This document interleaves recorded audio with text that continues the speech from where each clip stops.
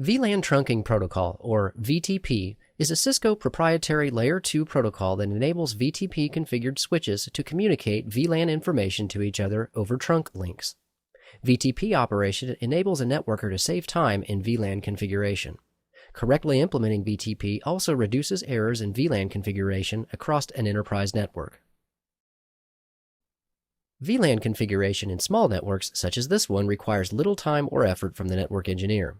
In this case, if VLAN 30 needs to be added to the 3 switches, the engineer merely accesses the 3 switches and makes the appropriate configuration changes. However, in an enterprise environment, VLAN configuration becomes a more complex task and manual configuration becomes less attractive. The alternative is to use VLAN Trunking Protocol, or VTP. This enables networkers to configure VLAN information on a single switch. That switch then updates other switches with the VLAN information. When implementing VTP, the engineer configures one switch as a VTP server. This server switch is responsible for propagating VLAN information to other switches that are configured as clients. In this animation, after VTP has been configured on all switches, VLAN information from the server is sent to other switches within the VTP domain. To maintain accuracy, Switch 2 and Switch 3 also send VTP advertisements back to Switch 1 showing their VLAN information. A VTP domain is a collection of switches that will share the same VLAN information. VTP switches only exchange VLAN information with the switches in the same VTP domain. When switches are in different VTP domains, they do not exchange VTP messages. When configuring a VTP domain, in addition to designing a VTP server, the engineer configures every other switch in the VTP domain as a client or to function in transparent mode. VTP servers advertise the domain VLAN information to other VTP-enabled switches in the same domain. The server is where VLANs can be created, deleted, or renamed for the entire domain. VTP clients function the same way as VTP servers, but you cannot create, change, or delete VLANs on a client. When a VTP server sends VLAN information to a client, the client updates and stores that information in RAM. Switches operating in transparent mode are neither clients nor servers. They merely forward VTP advertisements from client and server switches.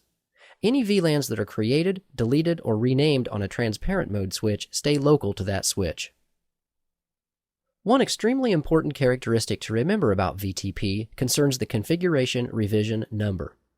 The configuration revision number is a 32-bit number that indicates the level of revision for a VTP frame. By default, the configuration revision number is 0. Each time that a VLAN is added or removed, the revision number is incremented. Let's look at a potentially catastrophic situation that can occur if the revision number is not given proper respect. Here we have a VTP server and 2 client switches. Each has a configuration revision number of 17. Through normal VLAN management, this just happens to be the current revision number. If we were to add VLAN 80 to the server switch, the revision number would be incremented to 18, which would indicate more accurate VLAN information than that which is configured on the client switches. As a result, the client switches would add VLAN 80 to their configurations and increment their revision number when they receive advertisements from the server. Suppose, however, that we needed to add a switch to the network and we had a spare on the shelf, switch 4. We don't think much about any previous configuration that might be on the switch, so we plug it in and connect a trunk port to switch 3. Unfortunately, switch 4 used to be a client switch in the same VTP domain, but its revision number happens to be 35. Moreover, the network has changed considerably since switch 4 was in action. Switch 4 has VLANs 30 and 40 from a previous configuration. As you can see, VTP advertisements with a revision number of 35 propagate through the network and delete VLANs 10 and 20 and replace them with VLANs 30 and 40. Any ports that were participating in VLANs 10 and 20 no longer belong to a VLAN and connectivity is lost. Therefore, when adding a switch to a VTP domain, always reset the revision number to 0 by changing the VTP domain name to any random name and then changing it back to the VTP domain name that you are currently using. When understood and used properly, VTP can drastically reduce the amount of time needed to configure VLANs on groups of enterprise switches. It is important to note, however, that VTP does not add ports to the configured VLANs. These additions are still done manually by the network engineer. Nevertheless, VTP is a valuable tool to know when networking in the enterprise.